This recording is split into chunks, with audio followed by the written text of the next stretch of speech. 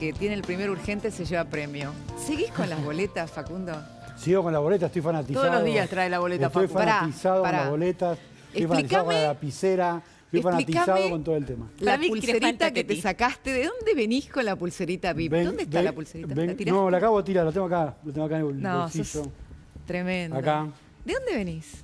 Vengo de haber moderado el acto de cierre de un conversatorio que hubo de los gobernadores de Provincias Unidas. Sos muy top, Facundo. El bautismo de Lustó. Sos muy top. ¿No es así? Claro, Lustó estuvo con los gobernadores. ¿Bautismo de Lustó le podríamos decir? También, ¿Bautismo de qué? También Randazzo estuvo. ¿Cuántos bautismos parte tiene del Lustó? proyecto. Parte del proyecto de Provincias Unidas. Él va a competir por Ciudadanos Unidos, que es la coalición en la ciudad de Provincias Unidas, se llaman Ciudadanos Unidos. Estuvimos con los gobernadores haciendo un conversatorio interesante, muy interesante. Te digo una cosa, recién sobresaltada, Cami me dice, mañana viene, ¿quién? El técnico del termotanque. Hasta ahora el primer urgente del día. Me llamaba el presidente. El primer urgente del día. Me llama el técnico del termotanque. Escúchame, tengo que pedir choque los 5. Es la vida de la muerte. Agua caliente hace 10 días. Igual la más inteligente fue Flor, que le dije, dólares no, oro, que está subiendo más. Eso, ahí hay que no voy a hablar de qué transacción. Si tuviera plata haría eso. Porque hoy se trajo... No me hagas contarlo. No. Ok. Bueno, amigos, tenemos la trama de los 40 billions con la señora Flor Donovan, la guerra de las aplicaciones, el señor de la pulserita VIP que nos tira los urgentes, nos hace saltar de la silla. Me voy un ratito para allá, solo un ratito, nacioneros queridos, porque los tengo que saludar. Acá estamos. Miren, somos un país raro.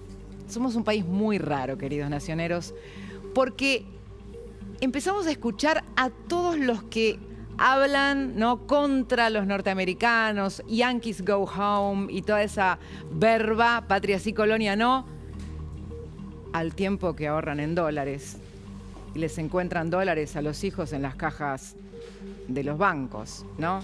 Buah, cuántas caretas, cuántas máscaras. A ver,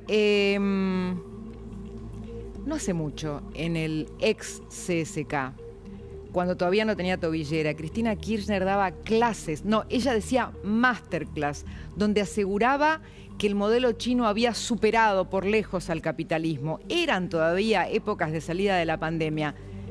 Y luego admitía que en realidad, como cualquier argentino tipo, sus vacaciones preferidas eran en Disney World.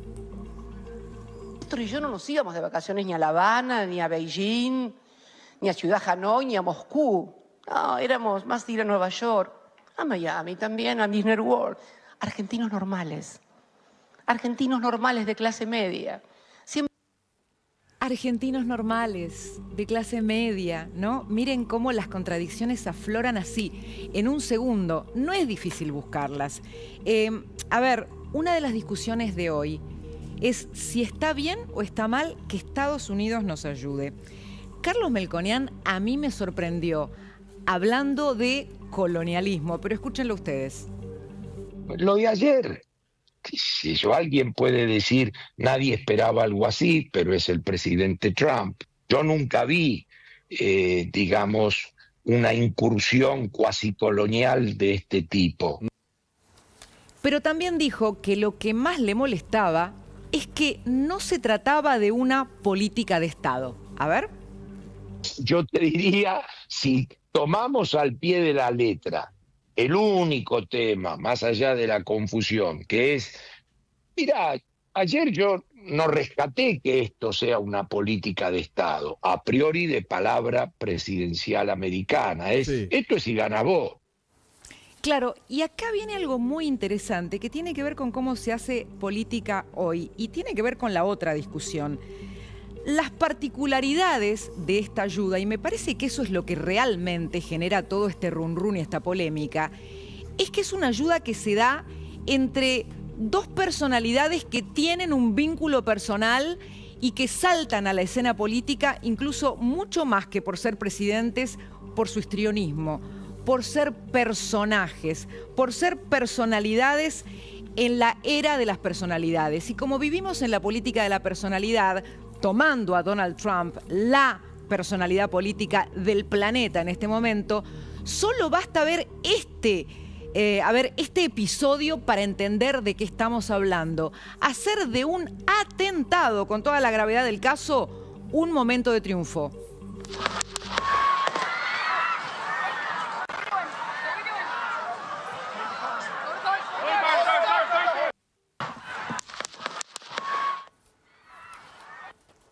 ¿Tenés el momento donde aparece Trump?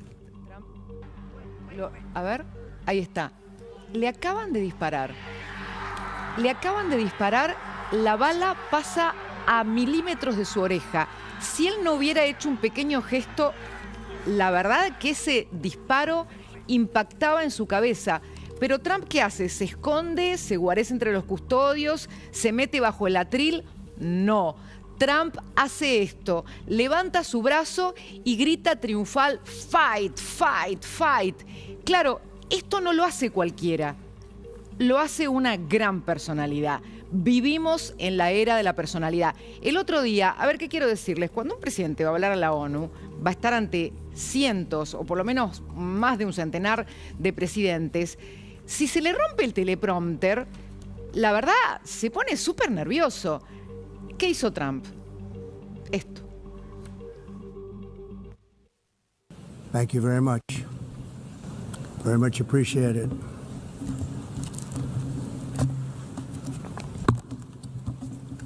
And I don't mind making this speech without a teleprompter, because the teleprompter is not working. I feel very happy to be up here with you nevertheless. And that way you speak more from the heart. I can only say that whoever's operating this teleprompter is in big trouble. Es impresionante. Bueno, vivimos en la era de las personalidades. ¿Qué quiero decir con esto? En la política de la personalidad, el problema es que se rompen los vasos comunicantes, se rompen los protocolos, se rompen las tradiciones diplomáticas, se rompen las formas, se rompen incluso algunas burocracias necesarias. Y claro, ¿qué es lo que irrumpe en la escena? Irrumpe la capacidad de ocupar el escenario, de arrasar con todo lo otro en medio de la dinámica del caos. Y esto no es para personalidades que se inhiban, es para otro tipo de personaje. Los personajes que algunos llaman outsiders, que algunos llaman disruptivos, pero que definitivamente pusieron en aprietos a la política. Entonces lo que también tenemos en este choque es el emerger de las personalidades disruptivas versus el sistema. Y en el medio la gente viendo, a ver, ¿con quién nos quedamos? ¿Quién da mejores resultados? Y claro, en esta dinámica que tenemos, donde las versiones, las noticias falsas, los rumores, llegan antes que las verdades, miren lo que fue ayer. Tardamos un día entero en hablar de las versiones, en traducir a Trump, en ver qué quería decir, hasta que supimos más o menos los anuncios que se venían, y todo ese rumoreo terminó impactando en las expectativas, en las decisiones, en lo que pensamos que iba a pasar. Bueno, entonces, claro, como los políticos se convierten en verdaderos personajes, en avatares que sobreactúan la política, me gustaría decir que no me parece casualidad que en este caso los dos personajes políticos, las dos personalidades de las que hablamos, Trump y Milei, vienen de la televisión. Fíjense. Uno, conductor de un reality. ¿Se acuerdan? Estás despedido, decía Trump. Y el presidente Milei nace a la popularidad como panelista de televisión y así, de alguna manera, pone en el escenario sus ideas. Hace popular hablar en Argentina del ajuste fiscal. Bueno, el ex embajador argentino en los Estados Unidos, José Octavio Bordón, me dijo algo súper interesante esta mañana cuando le consulté qué opinaba de Trump, a quien él más o menos conoce de la época en que Trump se dedicaba a los negocios inmobiliarios. Y les pido que presten atención a la definición que me dio, porque me pareció espectacular. Me dijo, escuchen esto porque es casi un retrato de lo que vimos ayer. Trump genera incertidumbres todo el tiempo, no solo en mercados débiles y con años de desconfianza como el nuestro, sino también en otros mucho más estables y poderosos. recuerden los aranceles, pusieron patas para arriba al mundo. En realidad, me dice, es una síntesis de su personalidad, su táctica política heredada del mundo inmobiliario. No solo navega el caos, también lo genera para ir y volver, confundir, mostrar y ocultar, y aprovechar para negociar en todo momento. Y claro, esto es lo que vimos ayer. Esa persona capaz de hacer una escena de contradicciones, manteniendo el pulso de la definición. Y del otro lado, si me está escuchando, rompemos la pantalla y voy a saludar a otro ex embajador argentino en los Estados Unidos, Diego Guelar. Hola Diego, ¿cómo te va? Cristina te saluda. ¿Cómo te va, Cristina? Yo te quiero felicitar por lo más importante, que no es nada de lo que estás hablando. ¿Qué pasó? Son la celebración de tus 4 años con el en pareja, con el ministro de Defensa. Mira vos. Hablando, con Luis. Esto que acabas de hacer... Felicitaciones para los dos, felicitaciones para los dos. Esto que acabas de hacer es parte de lo que estoy hablando, es parte de la era de la política de la personalidad. Romper totalmente el escenario con algo que no tiene nada que ver, pero que hace notar tu personalidad. Y de eso venía hablando, Diego, con lo cual que me diste el pie perfecto, además de agradecerte, porque te quería preguntar... ¿Cómo juega en este contexto diplomático la irrupción de la política de la personalidad? Trump, Milei y todo lo que pasó ayer. Bueno, mira, yo creo que tiene varias facetas. Uno, sin lugar a duda, estamos en el medio del show business, del mundo del espectáculo, del teatro en vivo, del reality permanente, ¿no? Una dimensión que no conocíamos en la política, que se ha generalizado para bien y para mal. Claro. Pero estamos viviendo ese mundo del espectáculo en forma permanente, tenemos que adaptarnos a eso, y eso tiene aspectos buenos y aspectos malos. Para mí, lo que ha pasado con Estados Unidos, como vos sabés, yo fui 2 veces embajador en Estados Unidos, es inédito, e inéditamente positivo, porque nosotros estábamos al borde del precipicio, y apareció Estados Unidos, un socio muy importante de Argentina, pero que en forma absolutamente imprevisible nos dio una mano extraordinaria. Yo a veces, sabés que he sido periodista, entiendo las especulaciones periodísticas, la búsqueda de conspiraciones, porqués, extraños, condiciones. Se llevan los glaciares y todo eso. Esto pasó en una... Bueno, esto pasó en una forma que rompió en horas, en días, que no había ni una carpeta, nada. Es extraordinario lo que pasó y somos beneficiarios. Entonces, el primer dato hay que decir gracias. A mí me parece elemental, de buena leche. Estábamos al borde, nosotros en este momento tenemos 500.000 millones de deuda pública. Nos podíamos desbarrancar en una tragedia, y no hablo del presidente Milei, porque el presidente Milei está en el cockpit del avión donde estamos todos nosotros, vos, claro, yo, claro. Toda la gente que está acá en IDEA en este momento. Es decir, hubiera sido una tragedia. La tragedia no pasó, y yo espero, por supuesto, y creo que no va a pasar, y en este momento seguimos buscando el camino. Nuestro socio también está buscando el camino. Si nos da un swap de 20.000, son 40.000, ¿cómo hace para parar todavía la desconfianza, que es un elemento de la realidad en la Argentina? Y yo lo que estoy convencido es que esto no se construye ni en Washington, ni en Beijing, ni en Bruselas, ni en Brasilia. Se construye en la Argentina. Tenemos que resolvernos nosotros. Tenemos todos los elementos para construir confianza. Y tenemos que hacerlo entre nosotros. Es la gran responsabilidad que tenemos.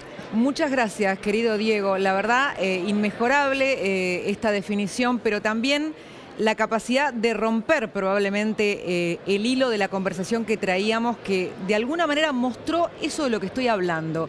Algunos dicen es la irrupción de las redes a la vida diaria, es un reality permanente, pero son los nuevos códigos. Y recién voy a retomar en un ratito algo que dijo el embajador Guelar, que es la palabra oportunidad. Pero claro, todo lo que estamos viendo no ocurre en un vacío, ocurre también en un contexto de competencia electoral.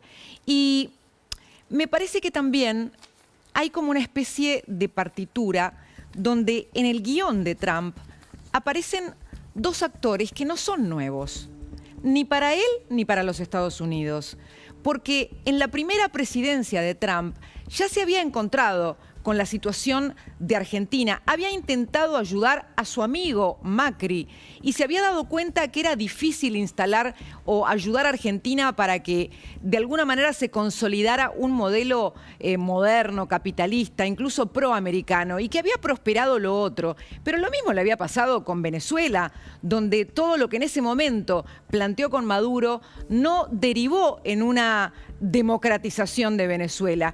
Y ustedes fíjense que no es casualidad que estos dos jugadores vuelvan a aparecer, Argentina y Venezuela, en la línea, en la mira de las políticas de Estados Unidos, que dice, a ver, volvimos al poder los republicanos y nos encontramos que habíamos perdido a la mayoría de nuestros aliados en Latinoamérica. Entonces podría parecer una política que yo sintetizaría con una frase.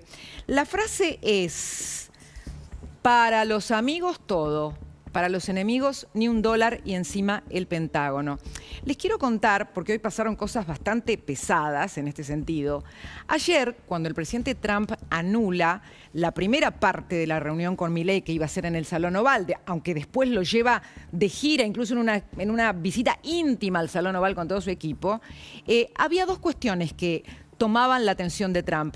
Una era el tema de Medio Oriente, pero la otra era la decisión de hundir otra embarcación narco en el Mar Caribe. Fíjense, esta es la imagen desclasificada del Pentágono. ¿Y por qué les toco este tema yo? Porque, a ver, hoy, en horas del mediodía, pasó algo bastante grave que para algunos ocurrió en forma desapercibida. Digo grave porque muestra la escalada y de qué estamos hablando. Hubo 3 aviones bombarderos B-52 sobrevolando cielo del Mar Caribe. Acá están los registros satelitales, tengo varios. Fíjense dónde está Caracas, fíjense dónde está el bombardero. 3 bombarderos B-52, que son los que se usaron para el ataque a Irán, por ejemplo. Miren, acá está la trayectoria de otro. Acá está, fíjense, esta es la trayectoria de otro. Y hubo otro más. Acá está, fíjate. Otro B-52 sobre el Mar Caribe. Esto pasó, se registraron estos aviones, porque ellos quisieron que los registren, porque si quieren pueden ser no detectados por los radares. Ustedes saben que tienen la capacidad de ser invisibles ante los radares, como demostró el ataque a Irán.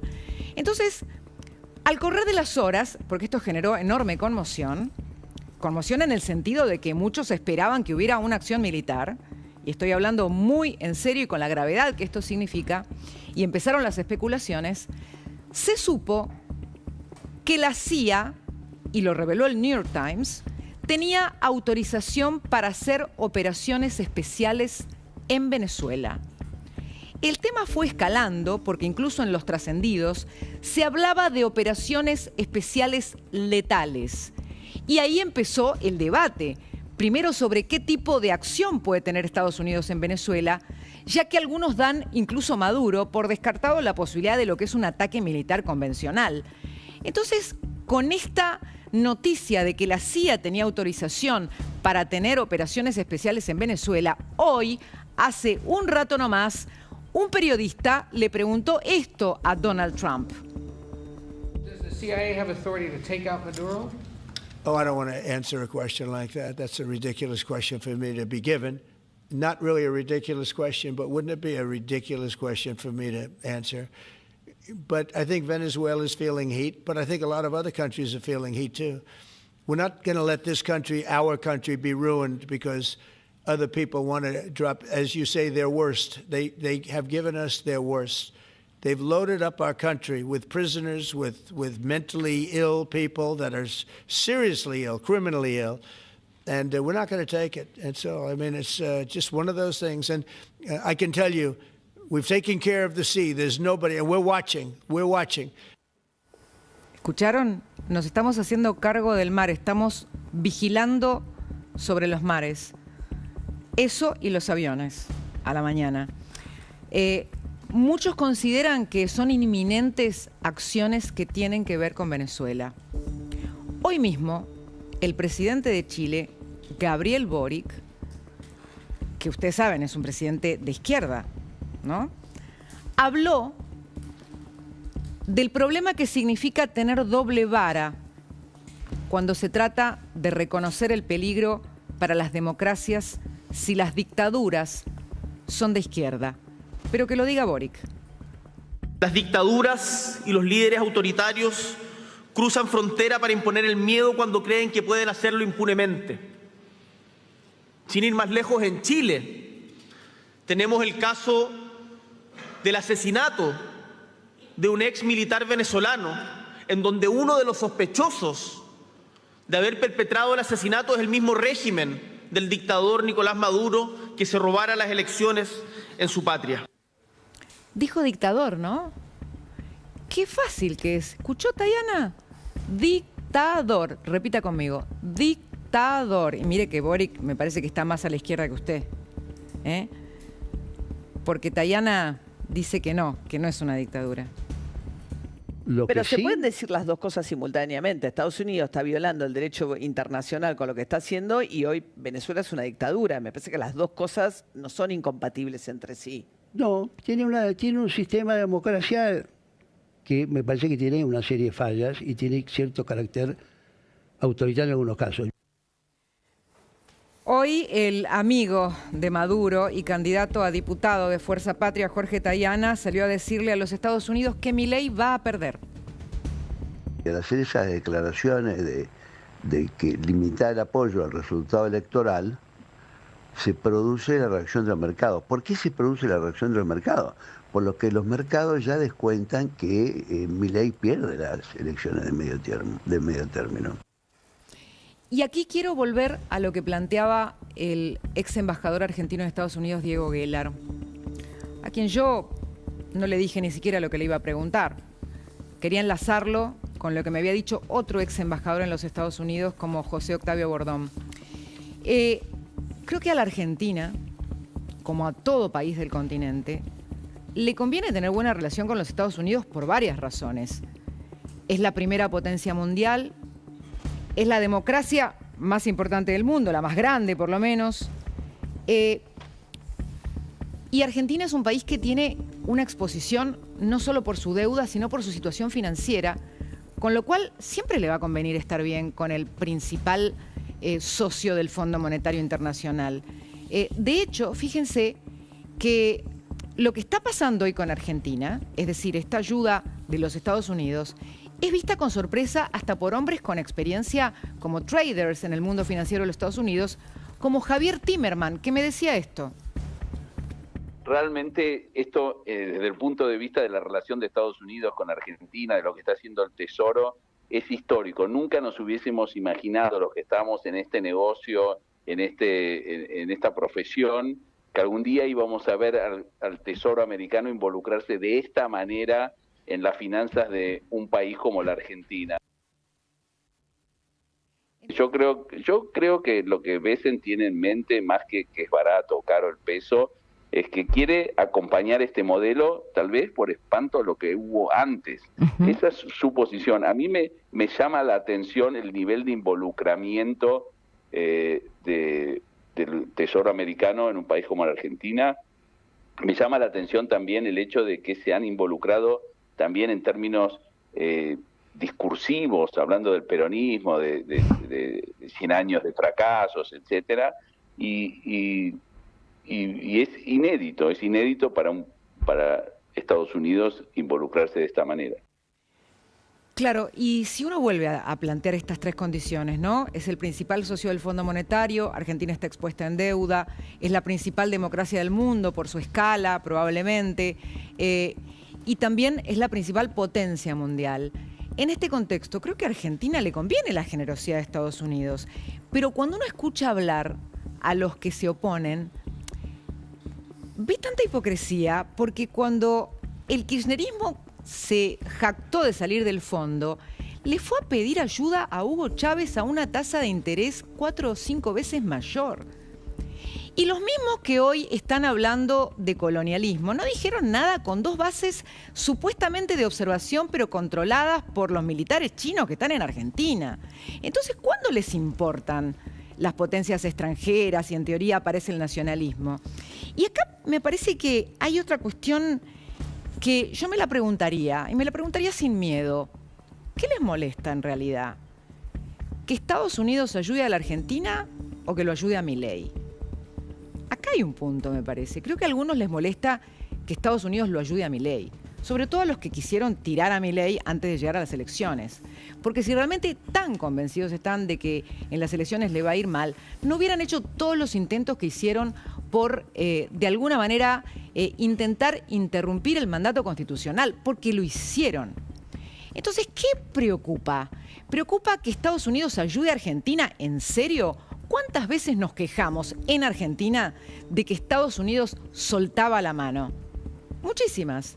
Y los mismos que hoy, fíjense, los mismos que hoy no quieren que Estados Unidos ayude a Argentina, imagínense la mezquindad política, porque realmente a nuestro país, ¿qué le conviene? ¿Le conviene que Estados Unidos sea generoso o que nos empuje al abismo? Yo creo que a la Argentina no le conviene que Estados Unidos ni que Europa nos empuje al abismo. Es más, no deberían creernos porque somos defolteadores seriales y sin embargo le están dando un crédito más a la Argentina. ¿No debería tener responsabilidad política y madurez política toda la clase política para mostrar que somos capaces de aprovechar una oportunidad? Porque esto no tiene que ver con Milei, si es que Argentina tiene un puente para transitar un periodo de reformas y llegar a una situación que nos permita salir del pantano de no crecer durante 15 años, que casualmente es culpa de la misma clase política que hoy se queja, insólito, de la generosidad de los Estados Unidos. ¿Qué es mejor? ¿La generosidad de la autocracia china? ¿La generosidad con las vacunas mal hechas y vencidas de Putin? ¿Qué es mejor? ¿La generosidad de Chávez al 14% de interés versus el 3% de interés del Fondo Monetario? Y que nunca vamos a saber. ¿O qué es mejor, pactar con Irán, con los muertos de la AMIA en la mesa? Cuánta hipocresía, ¿no? ¿Cuál es el problema de la generosidad de los Estados Unidos para los que pactaron con los que atentaron contra la Argentina? Y ojalá haya justicia a todo esto, porque de eso estamos hablando, de los hipócritas de siempre estamos hablando. Yo creo que Argentina, como dijo el embajador Gellar, debería ser capaz de aprovechar este crédito imprevisto. Aunque no les guste Milei. Aunque no les guste Milei. No tiene que ver con Milei. Deberían ser capaces de aprovechar esta oportunidad para que el país haga las reformas que lo puedan poner en la senda del desarrollo, de la modernidad, de las oportunidades. Claro, miren ustedes, ¿a quién se lo estamos pidiendo? Al espacio político que prefirió coquetear con el default con su propio presidente, porque Alberto Fernández, cuando estaba desesperado por un acuerdo con el fondo e iba a saludarlo a John Biden y a tocarle el hombro y abrazar a la esposa y todo lo demás, los que lo dejaron solo fueron sus propios diputados. Lo tuvo que ayudar la oposición. ¿A quién le estamos pidiendo que entienda que Argentina tiene que aprovechar la oportunidad de un crédito que no solo viene de los Estados Unidos, sino del Grupo de los 7, porque Estados Unidos es el principal socio del Grupo de los 7? Se lo estamos pidiendo a los que coquetean con el default, como si el 2001 hubiera quedado en el recuerdo o en el olvido y no hubiera aprendido la sociedad lo mal que nos fue después de este abominable festejo. Vamos a tomar el toro por las astas. Vamos a hablar de la deuda externa. En primer lugar, anuncio que el Estado argentino suspenderá el pago de la deuda externa. Esto